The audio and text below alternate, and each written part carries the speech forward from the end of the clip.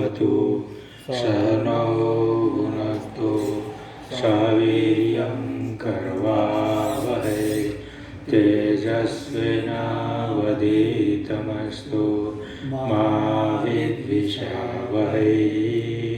ॐ शान्ति शान्ति शान्तिः।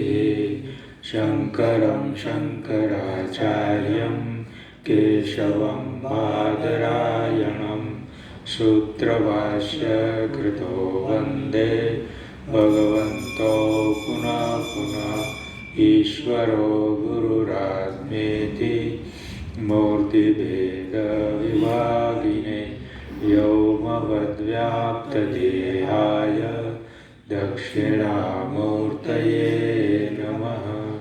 ॐ शान्तिः शान्तिः शान्तिः।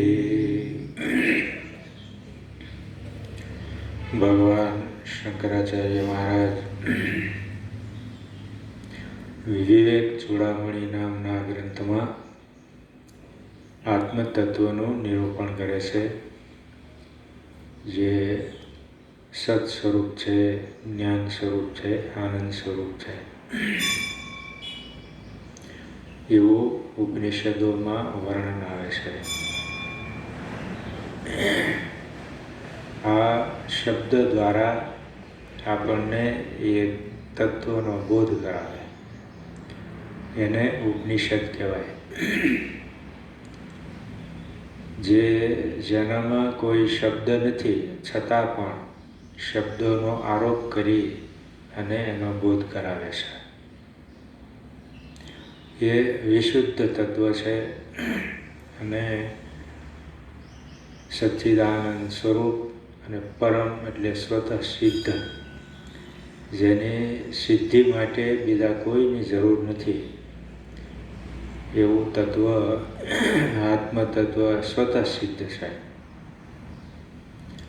એનાથી જ બધું વસ્તુનું જ્ઞાન થાય, બધી વસ્તુનું પ્રકાશક આત્મા છે, એટલે સ્વતઃ સિદ્ધ છે. એના પછી કોઈ નથી, એ સ્વતંત્ર છે, એ જ અંતિમ છે. જે ચૈતન્ય આત્મ સ્વરૂપ છે એ અંતિમ છે, એના પછી કોઈ નથી, એનો દ્રષ્ટા કોઈ નથી, એ જ દ્રષ્ટા છે.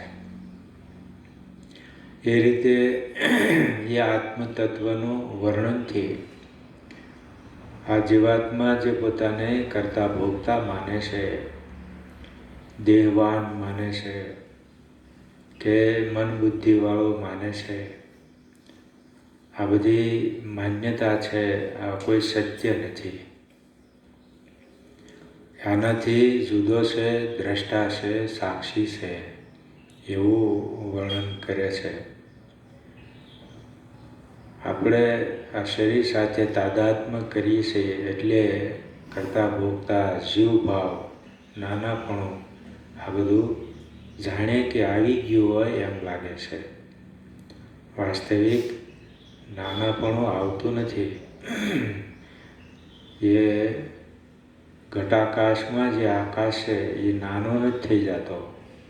એ તો જ્યાં સુધી ઉપાધિ હોય ત્યાં સુધી નાનો દેખાય છે, પણ નાનો થઈ નથી જતો. એ વ્યાપક જ રહે છે. જ્યાં ઉપાધિ નષ્ટ થઈ જાય એટલે એ વ્યાપકતાની સાથે એક થઈ જાય, કારણ કે વ્યાપક જ છે. એટલે એ આત્મતત્વનું વર્ણનમાં કહે છે એ આનંદ એક રસ છે. એક રસ એટલે બધાની અંદર જે સામાન્ય આનંદ છે તે એક રસ. જેવી રીતે સુષુપ્તિમાં જે આનંદની પ્રાપ્તિ થાય છે, સુખની પ્રાપ્તિ થાય છે, એ બધા પ્રાણીઓને એક જ સરખી હોય, ત્યાં કોઈ ભેદ નથી હોતો. ઊંચ નીચ પ્રાણીનું શરીર હોય પણ એ આનંદમાં ભેદ નથી. એ બધાને એક જ સરખો આનંદ આવે છે, એટલે કે છે આનંદ એક રસ છે. ભેદ જ્યારે આવે ત્યારે ઉપાધિ સાથે આવે ત્યારે ભેદ થાય, કે બુદ્ધિ સાથે મન સાથે જોડાય ત્યારે એના આનંદમાં ભેદ થઈ જાય. યા તો વધે યા તો ઘટે એવો તારતમ્ય એને કહેવાય. એ તારતમ્ય બને છે. એ આનંદ સ્વરૂપ છે અને આ આપણાથી આત્માથી એક છે. જે સત્તત્વ જે છે એ પ્રત્યેક ભિન્ન, પ્રત્યેક એટલે આત્માથી જુદો નથી. એટલે આ જીવાત્માનું સ્વરૂપ છે, આપણું સ્વરૂપ છે, આપણાથી અલગ નથી. એ રીતે એકતા બતાવે છે. એ રીતે આત્મતત્વનું વર્ણન કરતા આગળ કહે છે કે આ જગત, આ જીવના શરીરો, આ બધું તો જુદું હોય એવું લાગે છે. આ તો કોઈ આત્મા નથી એવું લાગે છે. તો એની પણ એકતા બતાવે છે. એ પણ બ્રહ્મથી જુદું નથી એ બતાવે છે. સદિદમ પરમાત્મદેત્વં સ્માત સ્વસ્વમાત અન્યસ્ય વસ્તુતો અભાવતઃ નહીં અન્યત અસ્તિ કિંચિત સમ્યક પરમાર્થ તત્વબોધેયી. કે છે આ સદ વસ્તુ જે છે એ અદ્વૈત એટલે એના સિવાય બીજું કોઈ નથી. એને અદ્વૈત કહેવાય. એનાથી અલગ કોઈ જગત નથી, એનાથી અલગ કોઈ જીવ નથી. એને અદ્વૈત તત્વ કહે. ત્યાં બે વસ્તુ નથી કે બેથી વધારે પણ કોઈ વસ્તુ નથી. એક જ તત્વ છે જે અનેક રૂપે ભાસે. અનેક રૂપ હોવાથી અજ્ઞાની જીવને એમ થાય કે આ બધી જુદી જુદી વસ્તુ છે, પણ એ નામ અને રૂપ જ અલગ અલગ છે. એ વસ્તુ તો એક જ છે. આ જગતમાં નામ રૂપ અનેક પ્રકારના છે કે આ વૃક્ષો છે, મનુષ્યો છે, પશુઓ છે, પક્ષીઓ છે. આ બધા અલગ અલગ નામ રૂપ દેખાય છે, પણ તત્વથી એક જ છે. તત્વમાં કોઈ ફરક નથી. જેવી રીતે કહે છે માટીમાંથી જેમ અનેક વસ્તુઓ બનાવે, ઘડો બનાવે, કુલ્લર બનાવે, નળિયા બનાવે, કુંજો બનાવે, આ બધું અલગ અલગ બધું વસ્તુ બને, પણ એ તત્વ રીતે એક જ છે. માટી જ છે. માટીથી અલગ કોઈ જુદી વસ્તુ નથી.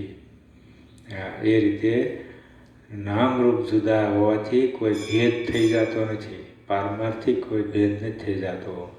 વ્યવહારિક ભેદ જરૂર છે કે જે વસ્તુનો જ્યાં ઉપયોગ હોય ત્યાં એનો ઉપયોગ થાય.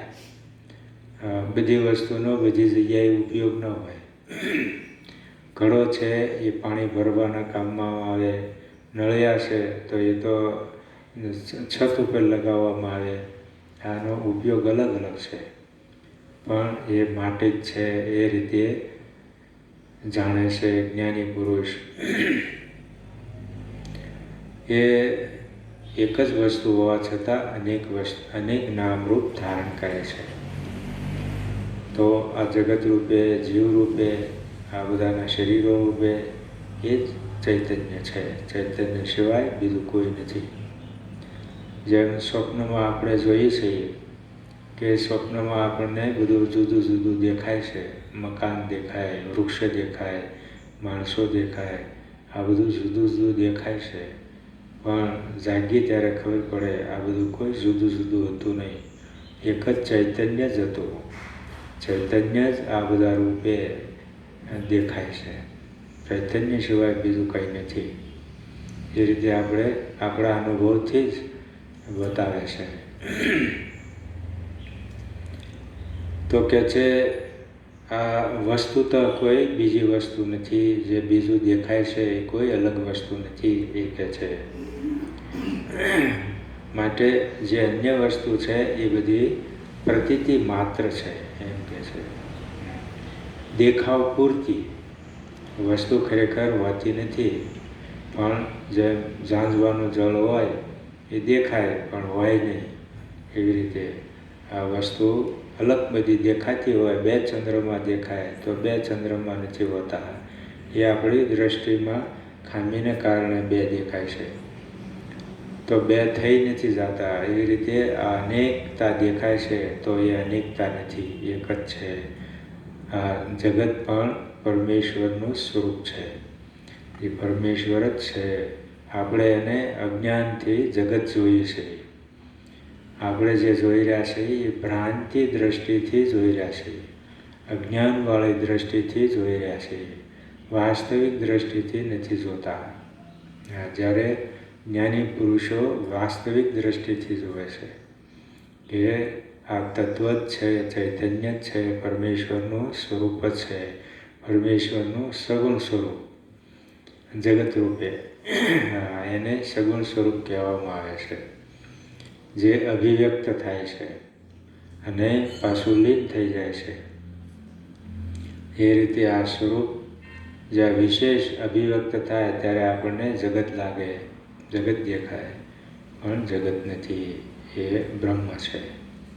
એ રીતે આપણને આ જગતને, જગત પણ જુદું નથી, આ જીવાત્મા તો જુદો નથી, પણ આ ઉપાધિ જે જગત છે એ પણ જુદું નથી. એ રીતે નહીંતર આ ઉપાધિ જળ જુદી હોય તો બે વસ્તુ થઈ જાય, એક ચૈતન્ય અને એક જળ વસ્તુ, એવી બે થઈ જાય. બે વસ્તુ તો છે નહીં.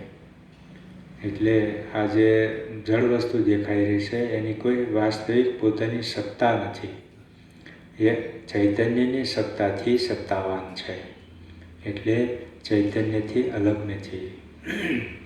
આપણને સ્વપ્નમાં બધી અનેક વસ્તુ જળ દેખાય છે, પણ એ કોઈ ચૈતન્યથી અલગ નથી, સ્વતંત્ર નથી, એ ચૈતન્ય સ્વરૂપ જ છે. એ રીતે આ વિચાર કરતા, આ જ્ઞાનરૂપી આ વિચાર છે, આ વિચારથી આ એક જ તત્વ છે એવું સિદ્ધ થાય છે.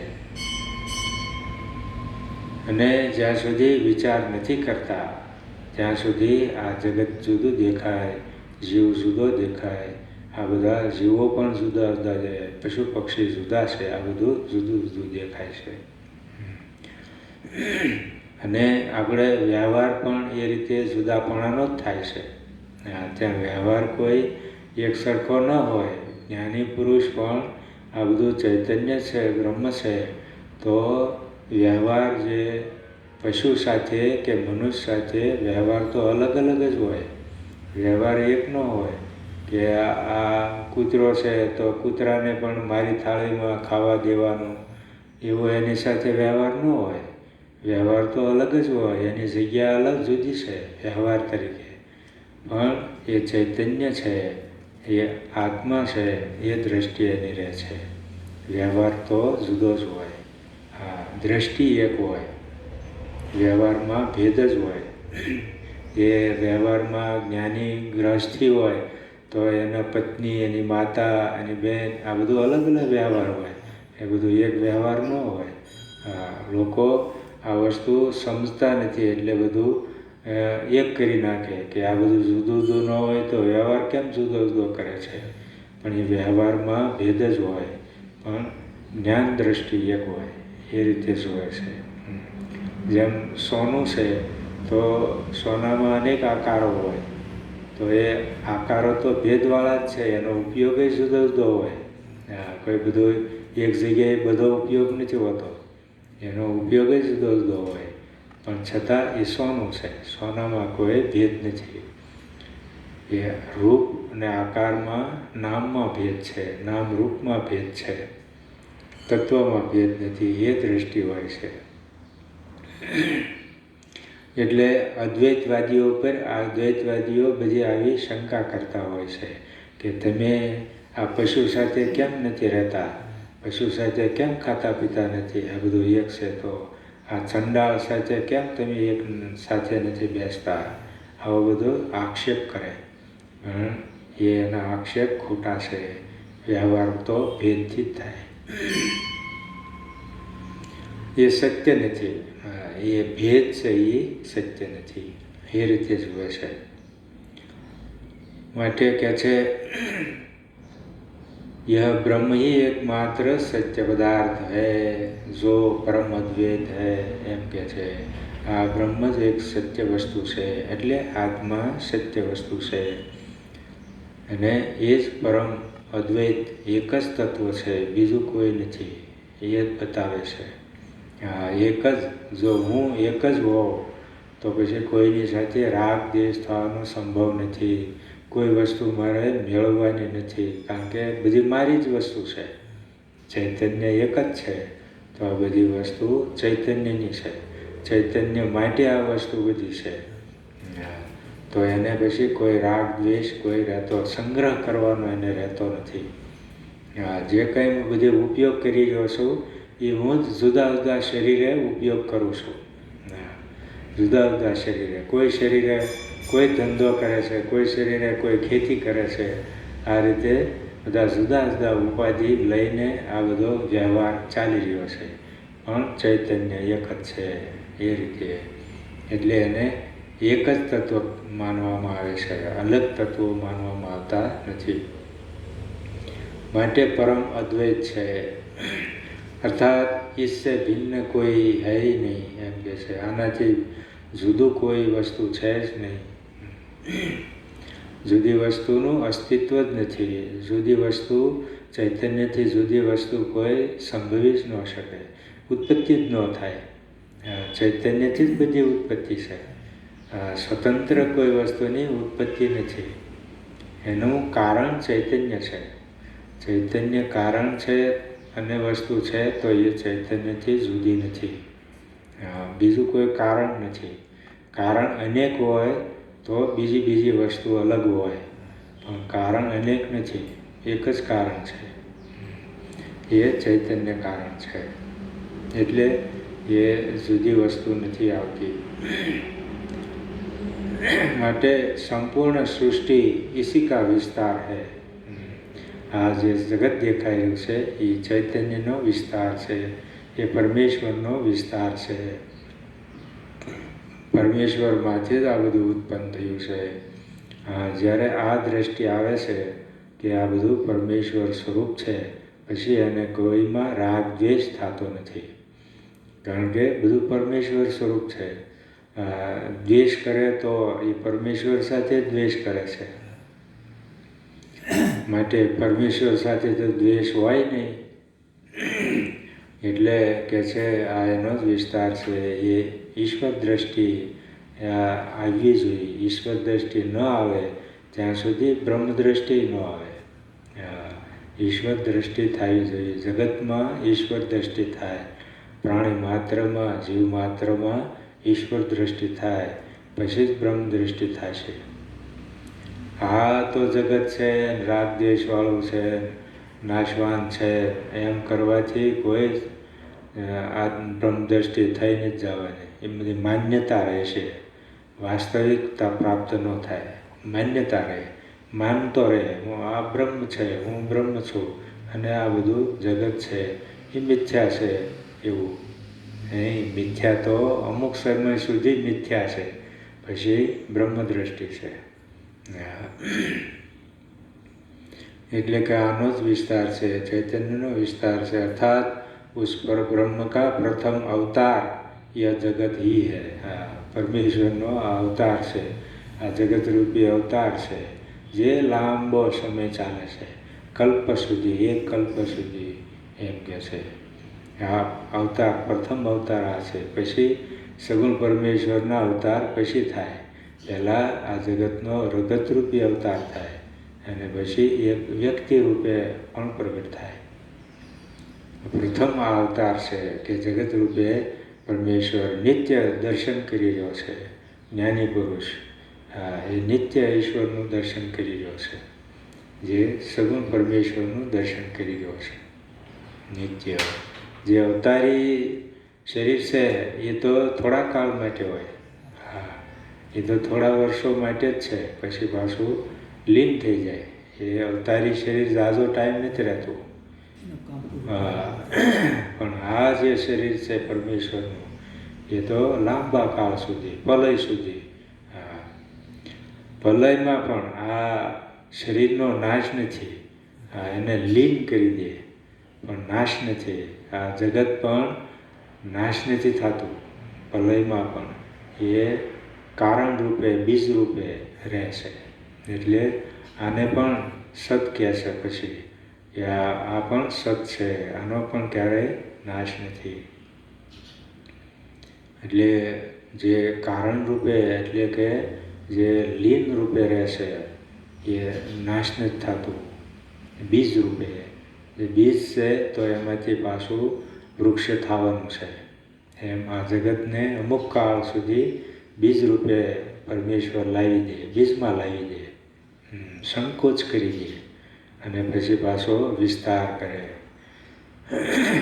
એટલે કે છે આ પરમેશ્વરનો અવતાર છે जगत। जब मनुष्य को इस यथार्थ का बोध होता है कि सभी ब्रह्म है, फिर इससे भिन्न अन्य की प्रतीति होती ही नहीं। एम के છે જે આ જ્ઞાની પુરુષ છે એને જ્યારે આવો બોધ થાય આત્મતત્વ જ છે આ જગત, આત્મતત્વથી જુદું નથી, મારાથી જુદું નથી. ચૈતન્ય ન હોય તો આ જગતની કોઈ કિંમત નથી, કોઈ છે એમ કહેવાવાળું નથી તો આનો કોઈ ઉપયોગ નથી. ચૈતન્ય આનો ઉપયોગ કરે છે, ચૈતન્ય માટે બને છે. માટે કહે છે આ યથાર્થ બોધ થાય પછી કહે છે બીજા કોઈની પ્રતીતિ નથી થતી, આ બ્રહ્મરૂપે જ પ્રતીતિ થાય છે એમ કે છે. इसलिए आध्यात्मिक ग्रंथों में यह घोषणा की गई है कि सर्व खलु इदम ब्रह्म, એવું ઉપનિષદોમાં કહેવામાં આવ્યું છે કે જે કાંઈ બધું દેખાઈ રહ્યું છે એ બધું બ્રહ્મ છે, બ્રહ્મથી અન્ય કાંઈ નથી. એ રીતે अतः यह स्पष्ट है कि शुद्ध ज्ञान स्वरूप व सत्य ही सर्वोच्च है. हाँ, જે જ્ઞાન સ્વરૂપ જે તત્વ છે એ જ જે કહે છે સર્વોચ્ચ છે, બધાથી શ્રેષ્ઠ છે. અને પરમ है और अद्वैत है. આ પરમ છે, પરમ એક અપરમ, એમ પરા અપરા એવી રીતે કહેવામાં આવે. તો આ પરમ તત્વ છે એટલે આત્મા પણ પરમ એટલે પરમાત્મા, એમ એની સાથે પર જોડી દે એટલે એ વ્યાપક. નહીતર આત્મા આપણને એક શરીરવાળો નાનો લાગે કે આત્મા તો આ એક શરીરમાં જ છે, એક શરીરનો દ્રષ્ટા છે તો નાનો લાગે. એટલે કે પરમાત્મા પરમ એની સાથે જોડી દે એટલે પરમાત્મા એમ એટલે વ્યાપક એ રીતે કહે છે. અને અદ્વૈત इसमें कोई दूसरापन, कोई अन्यता है ही नहीं. એમ બીજાપણાનું કોઈ ભાવ નથી, અન્ય કોઈ ભાવ નથી. वो अपने आप में पूर्ण है, अपने आप से है. એમ કહે છે પોતાનામાં જ એ પૂર્ણ છે, એને કોઈ વસ્તુની જિજ્ઞાસા નથી, કોઈ વસ્તુ પ્રાપ્ત કરવાની નથી. કારણ કે બધી વસ્તુનું કારણ છે. આ કારણ હોય એ એને કોઈ કાર્યથી કોઈ એને રાગદ્વેષ ન હોય, એ કારણરૂપ છે. એટલે કે છે એ પોતાનામાં જ પૂર્ણ છે. એ કારણ તો વ્યાપક છે અને આ ઉત્પન્ન થાય છે તો થોડું ઉત્પન્ન થાય છે. આ જે જગત દેખાઈ રહ્યું છે એ ચૈતન્યમાં એક અંશમાં છે, આખા ચૈતન્યમાં જગત નહીં, એક ખૂણામાં આ જગત છે, ભાસી રહ્યું છે એમ કે છે. એટલે કે છે એ પોતાનામાં પૂર્ણ છે. એ તત્વને જ્યારે આ જીવાત્મા પ્રાપ્ત કરે ત્યારે એ પણ પૂર્ણ થઈ જાય એમ કે છે. એનામાં પણ કોઈ વસ્તુ પ્રાપ્ત કરવાની હવે બાકી રહેતી નથી, કાંઈ જાણવાનું બાકી રહેતું નથી, ક્યાંય જવાનું બાકી રહેતું નથી એમ કે છે. બધા દેશમાં છે, બધા કાળમાં છે. એને પછી એમ ન થાય કે મારે સતયુગમાં હું આવ્યો હોત તો સારું હતું, એમ એને પછી ન થાય. કારણ કે આ બધા કાળ બધા છે એ મારામાં છે, હું કાળથી પર છું એ રીતે પોતાને જાણે છે. ઉસકે સિવાય और कुछ नहीं, कुछ भी नहीं એમ કહે છે. આ ચૈતન્ય સિવાય બીજું કાંઈ નથી એ વસ્તુ અહીંયા સિદ્ધ કરે છે આચાર્ય. એ વસ્તુને કહે છે યદિદમ સકલમ વિશ્વમ નાનારૂપમ પ્રતિમા જ્ઞાનતઃ તત્સર્વં બ્રહ્મેવ પ્રત્યાસ્ત અશેષ ભાવના દોષમ. કે છે આ જે સકલ વિશ્વ છે અનેક રૂપ દેખાઈ રહ્યું છે, નાના રૂપ, અનેક નામ રૂપથી વ્યાપ્ત છે. પરમેશ્વર પોતાની અંદર પોતાનામાં જ આ જગત પ્રગટ કરે, પોતે જ સંકલ્પ કરે અને સંકલ્પ માત્રથી તેની ઉત્પત્તિ છે. એને બીજું કોઈ કાંઈ કરવાનું હોતું નથી, કોઈ મહેનત કરવાની હોતી નથી, કોઈ પરિશ્રમ. It's 9:30 a.m. સંકલ્પ માત્ર. એટલે કે છે આ સકલમ પ્રતીતમ જ્ઞાનાત, કે છે નાના રૂપે આ પ્રતીત થાય છે અને કેવલ એકમાત્ર બ્રહ્મ જ છે. તદેવ સર્વ, એમ સર્વ રૂપે એ જ ચૈતન્ય છે. ચૈતન્ય એ આકારે થઈ જાય. એમ આપણું મન છે, એ મન આપણે જ્યારે ઘડાને જોઈએ ત્યારે ઘટાકાર થઈ જાય, જ્યારે આ પુસ્તક જોઈએ ત્યારે પુસ્તકાર થઈ જાય, કોઈ વ્યક્તિને જોઈએ તો તે આકારે થઈ જાય. એમ આ ઈશ્વરનું મન છે એ જ આ જગત રૂપે થઈ જાય છે. ઈશ્વર જ્યારે હિરણ્ય ગર્ભ એટલે બ્રહ્માજીનું રૂપ ધારણ કરે, એ બ્રહ્માજી એટલે અંતઃકરણ, મન, બુદ્ધિ, જ્ઞાનેન્દ્રિયોવાળા આવું સમષ્ટિ બધાનું અંતઃકરણ છે એ બ્રહ્માજી છે. બ્રહ્માજી બધાની અંદર અંતઃકરણ રૂપે રહે છે અને એ બ્રહ્માજી સંકલ્પ કરે આવી વસ્તુ ઉત્પન્ન થાય એટલે એવું બનતું જાય. એની સત્ય સંકલ્પ એને કહેવાય. સત્ય સંકલ્પ છે એટલે એ જે સંકલ્પ કરે કે આ વસ્તુ બને, આ પૃથ્વી બને, આ જળ, વાયુ, આ રીતે બધા નામ લેતા જાય. જેમ પૂર્વકલ્પમાં હતું એમ આ કલ્પમાં. અને એ બ્રહ્માજીને ઈશ્વર આ બધું જ્ઞાન આપે. વેદનું જ્ઞાન બ્રહ્માજીને ઈશ્વર આપે. બ્રહ્માજી તો નવા છે ને, જૂના બ્રહ્માજી હતા એ તો મુક્ત થઈ ગયા. આગલા કલ્પમાં હતા બ્રહ્માજી, એ તો મુક્ત થઈ ગયા. અત્યારે તો નવા બ્રહ્માજી આવ્યા છે. તો એને ઈશ્વર આ વેદનું જ્ઞાન આપે અને એના શરીરને પ્રગટ કરે. જે સૂક્ષ્મ શરીર છે એને પ્રગટ કરે અને આ પંચભૂત એને બનાવીને આપે અને જ્ઞાન આપે કે હવે તમે સૃષ્ટિ કરો. એ રીતે એટલે એ બ્રહ્માજી છે એ આ અંતઃકરણ રૂપી બ્રહ્માજી, સૂક્ષ્મ શરીર રૂપી બ્રહ્માજી. સૂક્ષ્મ શરીર જે બધાનું સૂક્ષ્મ શરીર એ બ્રહ્માજી. અને આપણે વ્યક્તિગત એવું કહી શકાય કે બ્રહ્માજીનો જ એક ભાગ આપણી અંદર છે, સૂક્ષ્મ શરીર. એટલે આપણે એની સાથે જોડાયેલા છીએ. હા, સૂક્ષ્મ શરીરથી જોડાયેલા છીએ, એનાથી કોઈ અલગ નથી. એ શક્તિ છે, એ જ શક્તિ આપણામાં છે.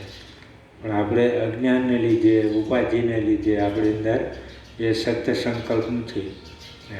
આપણી અંદર થોડી ઘણી રચના કરવાની શક્તિ છે કે જે સ્વપ્નમાં આપણે જે જગત બનાવીએ છીએ, આ જીવમાં એ શક્તિ છે કે એ સ્વપ્નમાં પોતાનું જગત બનાવે છે. જે બ્રહ્માજી પાસે શક્તિ છે એ જ શક્તિ આપણી પાસે છે. આપણે સ્વપ્નમાં એ બધું બનાવીએ છીએ. અને આ જાગ્રત છે એ બ્રહ્માજીનું બનાવેલું, એટલે બ્રહ્માજીનો સંકલ્પ. એ સંકલ્પની અંદર આપણે છીએ, એના સંકલ્પમાં રહીએ છીએ. એના સંકલ્પથી બહાર કોઈ રહેતો નથી. નાસ્તિક હોય કે ગમે એવો રાક્ષસ હોય કે દાનવ હોય કે મહાપુરુષ હોય, કોઈ પણ એના સંકલ્પથી બહાર કાંઈ હોતું નથી. એવી રીતે આ પરમેશ્વર કે છે વિશ્વરૂપ બને છે. પહેલાં બ્રહ્મમાં માયાથી ઈશ્વર ભાવ થયા પછી આ બ્રહ્માજીને ઉત્પન્ન કરે. બ્રહ્માજી રૂપે ધારણ કરે, બને એ વેશ ધારણ કરે. પરમેશ્વર એ થોડો ઘટ વેશ ધારણ કરતા જાય કે પહેલાં સૂક્ષ્મ વેશ ધારણ કર્યો કે માયા ધારણ કરી, સૂક્ષ્મ વેશ છે. પછી થોડો એનાથી જાડો વેશ ધારણ કર્યો, ઘટ વેશ, કે બ્રહ્માજી બન્યા. પછી એનાથી પાછો ઘટ વેશ ધારણ કરે તો વિરાટ થાય. આ જે જગત દેખાઈ રહ્યું છે એ વિરાટ થાય. આ રીતે પરમેશ્વર આ બધો વેશ ધારણ કરતા જાય, એક ઉપર એક. આપણે કેમ પહેલાં ગંજી ને એવું પહેરીએ, પછી પાછું શર્ટ પહેરે, પછી પાછો કોટ પહેરે. એ રીતે આ પરમેશ્વર આવી રીતે વેશ ધારણ કરતો જાય. ત્યારે આ જગત બની જાય. આ વેશ જ એનું જગત છે. આ વેશ ધારણ કર્યો એમાં જ આ જગત થઈ જાય. આપણે એમાં એ વેશમાં છીએ. આ જીવો બધા પ્રાણીઓ, આ વિશ્વ બધું એની અંદર છે, એના કંટ્રોલમાં છે. એ કંટ્રોલ કરે છે, એ બધું ચલાવે છે. એ રીતે કે છે આ ज्ञान के अभाव के कारण उत्पन्न अज्ञान के कारण हमको यह संपूर्ण विश्व नाना प्रकार का प्रतीत होता है. આ જુદું જુદું બધું આપણને પ્રતીત થાય છે. કેમ જુદું જુદું થાય છે? તો કે અજ્ઞાનને કારણે. આપણે જગત વિશે જાણતા નથી, ઈશ્વર વિશે જાણતા નથી. ઈશ્વર જે આવા સ્વરૂપ ધારણ કરે છે એ વિશે કોઈ આપણને જ્ઞાન નથી. એટલે આપણને આ બધું જુદું જુદું બધું દેખાય છે કે પરમેશ્વરે ક્યાંક બીજી હશે, ક્યાંક લોકમાં હશે એવું. અને આ તો જગત છે એ રીતે આપણે જોઈએ છીએ. અને હું એક નાનો એવો આ જગતમાં, એવું બધું આપણે પોતે માનીએ છીએ. એટલે કે છે